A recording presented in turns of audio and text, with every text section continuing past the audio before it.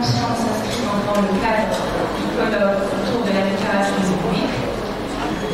Nous allons présenter une intervention intitulée Le Camp populaire algérien via Facebook, dans Synergie des environnements discursifs.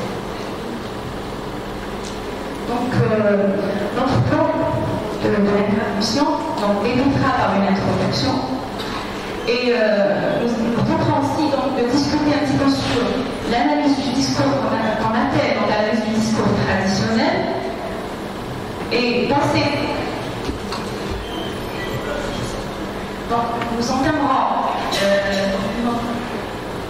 notre intervention par présenter, faire un rappel sur l'analyse du discours traditionnel qu'on appelle l'AD et passer à l'analyse du discours numérique qu'on appelle maintenant l'ADN. Donc, dans l'analyse du discours traditionnel, nous tenterons donc aussi de parler de la vision post-structurale de la langue et par la suite présenter les caractéristiques du discours numérique, donc en essayant aussi de prendre en considération la théorie de Marie Antal. En deuxième lieu, il s'agira aussi de parler de la littérature numérique d'un exemple, d'une illustration que nous avons pris, le camp populaire, donc via le net, plus particulièrement via les réseaux sociaux. Nous avons opté pour une page Facebook intitulée Baptismal. Nous tenterons de décrire la page, puis donc, de donner des résumés des deux camps choisis, et enfin donc, de tenter d'analyser les discours numériques via cette page, bien sûr selon l'approche du professeur Marie Antal. Donc nous allons commencer notre introduction par un sous-titre, Il était une fois Internet. Donc, il était une fois Internet, en essayant donc d'allier la tradition culturelle et littéraire séculaire qui est le conte populaire et une invention technologique virtuelle mondiale qui est Internet. Donc, les sciences du langage et les sciences humaines en général ont connu un bouleversement méthodologique au contact du numérique et de la technologie. Nous soulignons aussi qu'en Algérie, l'utilisation des réseaux sociaux tend à se répandre de plus en plus. Donc l'utilisation, par exemple, de Facebook a touché presque toutes les tranches d'âge et tous les niveaux sociaux. Et l'accès à Internet devient de plus en plus aisé, quel que soit le lieu, soit par un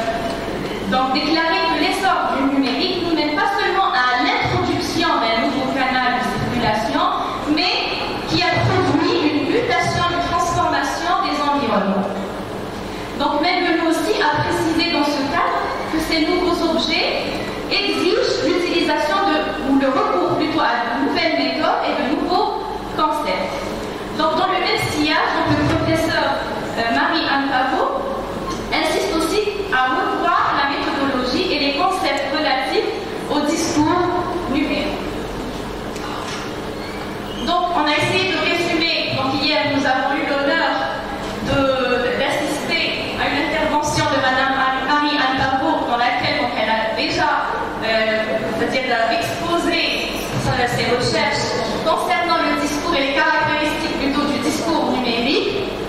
Mais nous essaierons de rappeler donc brièvement qu'elle essaie donc qu'elle a déjà l'honneur donc d'avoir outillé le champ de l'analyse du discours numérique en inventant de nouveaux concepts. Et elle a insisté sur la symétrie, l'égalité entre les éléments langagiers et les éléments non langagiers comme partie intégrante donc, du discours numérique. Donc cette théorie va rompre avec le dualisme linguistique saussurien. Le discours dans ce cas-là sera envisagé comme, considéré plutôt comme des composites dont on ne peut pas donc, dissocier le technique et le langagier. Donc elle parle d'une perspective écologique, donc écologique qui signifie que le concept d'environnement est intégré dans le numérique, qui suggère un continuum entre les matières langagières justement et tous les environnements leurs environnements plutôt de production. Afin d'expliquer donc sa théorie du discours numérique, elle a attribué donc des traits au techno, qu'elle appelle donc le techno-discours, qui est par exemple la délinéarisation dont on a parlé hier, donc l'augmentation, la relationnalité, l'investigabilité et l'imprévisibilité, et aussi donc insister aussi sur la plurisémioticité du discours numérique. Donc nous tenterons de découvrir ces caractéristiques à travers une application ou bien une illustration que nous avons choisie à travers Facebook. Donc aussi l'intégration du préfixe techno très remarquable, donc caractère composite du discours numérique. Donc le deuxième point, il s'agit donc du conte populaire via le net. Donc nous savons tous que le conte populaire était donc initialement une tradition orale donc, et culturelle, et le conte donc sert à produire des émotions, mais aussi puis à chaque fois dans sa vie se déplacer pour lui remettre de la nourriture, et en fin de compte donc le vieux monsieur a été dévoré par le monstre et la fille a été quand même, c'est-à-dire on a pu la faire sortir d'affaire, d'accord. Donc là le conte, voilà le résumé du conte. Donc pour le deuxième résumé, donc il s'agit de Aïcha, la fille du bûcheron. Donc mais on va essayer, le but ici ce n'est pas justement de résumer, mais de montrer la présentation du conte populaire à l'intérieur par le biais plutôt de la page Facebook. Analyse des discours numériques, donc il y a la page Facebook Webzman. Donc la page Facebook Webzman constitue un exemple permettant d'apporter un regard sur le discours que celui de sa conception logocentrée. Il n'y a plus de rupture entre le linguistique et l'extra-linguistique considérés comme des composites où le social, le culturel, l'historique ainsi que le technologique s'entremêlent pour former une vision cohérente du techno-discours. Donc voilà un exemple aussi de la délinéarisation. Nous avons encerclé l'hyperlien, aussi le bouton qu'on appelle les technosignes en savoir plus, qui nous renvoie, nous permet d'accéder à une autre page. Donc là, ça montre aussi que le concept de linéarité a été rompu. Il n'y a plus donc de linéarité dans le discours. Donc l'hyperlien peut nous renvoyer à une autre page. Donc aussi par rapport au bouton en savoir plus.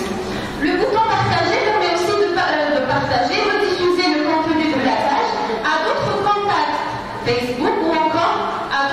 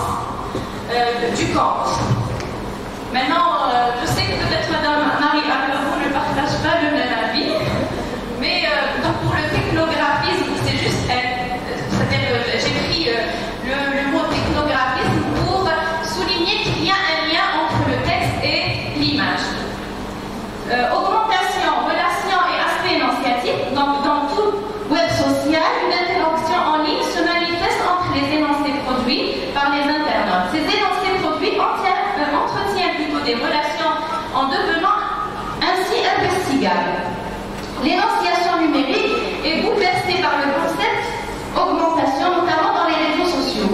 Dans la page web, les échanges sont nombreux sous la forme de commentaires. Donc, sous la forme de commentaires, excusez-moi, sur le compte, et le nombre de partages des comptes est considérable. Ceci met en évidence donc cette multitude de voix que nous pouvons avoir dans le discours numérique, où il est quasiment impossible d'identifier la source énonciative. Donc, dans la capture d'écran, la deuxième capture d'écran, soulignée en bleu, nous avons aussi la source énonciative du compte, qui est Nora Arsoldal. Donc, je tiens à souligner que la page de Xmen c'est-à-dire ne va pas numériser le compte. Ça veut dire qu'elle ne va pas transporter, on peut dire scanner le compte et le mettre à l'intérieur de la page, mais plutôt numériser le compte. Ça veut dire qu'elle va le rédiger en ligne. Donc je disais, ceci met en évidence cette multitude de voix que nous pouvons avoir dans le discours numérique. Il est quasiment impossible d'identifier la source énonciative, notamment dans les commentaires sur les comptes. Celui qui écrit ou publie peut à son tour devenir un lecteur. D'où la notion donc aussi que j'emprunte à Madame Marie Antavo d'écrit lecteur. Donc celui qui écrit peut devenir à son tour lecteur et vice-versa. Donc les technomos et les technocides sont très nombreux, d'accord, dans cette page Facebook. Ce sont des composants du web social, ce sont des concepts qui n'ont pas été traités par les sciences du langage et l'analyse du discours et qui sont indispensables à l'analyse du techno-discours. Sur Facebook, l'utilisation des émoticônes permet aussi aux énonciateurs de partager leurs émotions. Donc, comme nous l'avons vu dans l'intervention précédente. Ainsi, dans la page Facebook de Xmen, le camp populaire a produit de l'effet chez les lecteurs qui ont marqué leur adhésion et leur implication socio-culturelle par l'utilisation de like ou j'aime, de couleur bleue qui signifie j'aime le contenu. Donc au lieu de dire j'aime le contenu, il suffit de cliquer sur j'aime. Et j'adhère encore l'utilisation de cœur en rouge, en rose, de couleur rose, qui exprime une intensité plus forte d'implication. J'adore. Les mots consignes, partagés, masqués, colorés, qui ont une matérialité et qui sont sous une forme verbo-iconique sont des boutons permettant de communiquer et d'organiser cette relationnalité techno-discursive. Donc le nombre de partages désigne la redocumentation et la large diffusion du contenu de la page. Donc, en guise de conclusion, nous pouvons dire que la question du discours et de ses spécificités ne cesse d'interpeller encore les chercheurs en sciences du langage. Et nous tenons à souligner que les travaux de Marie Antavo ont apporté de nombreux éclaircissements et introduit de nouveaux concepts en mettant à jour les traits du techno-discours. Cette nouvelle conception permet de mettre un terme à la conception logocentrée sur le langage et au binarisme traditionnel qui a longtemps régné dans l'analyse du discours. Elle apporte un renouveau méthodologique et un nouveau regard sur l'analyse du discours.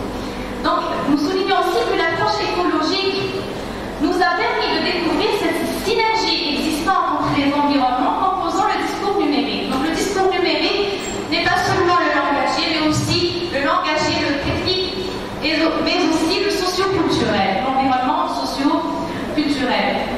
Le web social, notamment Facebook, est un terrain fructueux pour l'application de cette nouvelle approche et la transposition de ces nouveaux concepts.